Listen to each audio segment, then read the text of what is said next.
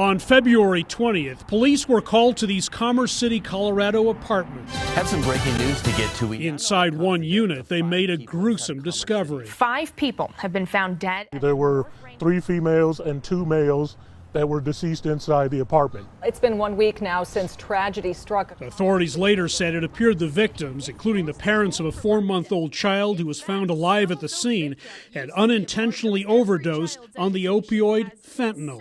It broke my heart. Those people went in thinking they were just going to have a decent party, do a little cocaine, drink some alcohol, and be fine.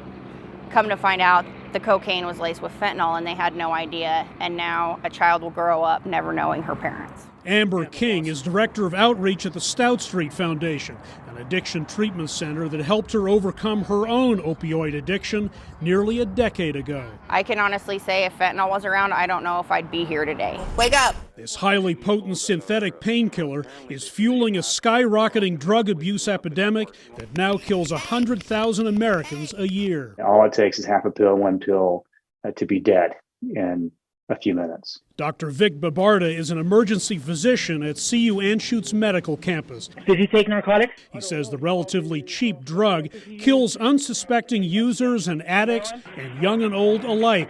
2 Coloradans a day on average die of fentanyl overdoses. Anybody can produce these pills. They can get a gram or 2, they get a pill press, and they can distribute it in their local neighborhoods and to communities. It's so easy to get out. And for some reason, that is accelerated. It's in everything. They're finding it in meth. They're finding it in cocaine. They're finding it in marijuana. And there are no controls over how much fentanyl is contained in each. Cracking down on its illicit use is extremely difficult. One element of the fentanyl fighting strategy is a potentially life-saving medication called Narcan, which is designed to reverse the effects of an opioid overdose in just minutes. Experts suspect that stresses and isolation brought on by the pandemic have contributed to the drug surge. First, beat the opioid epidemic.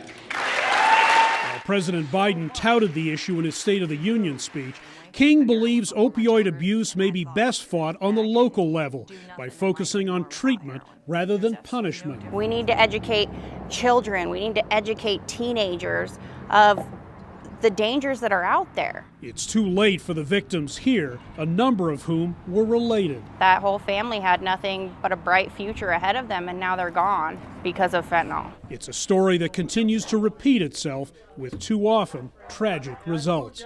Hendrik Sybrandy, CGTN, Commerce City, Colorado.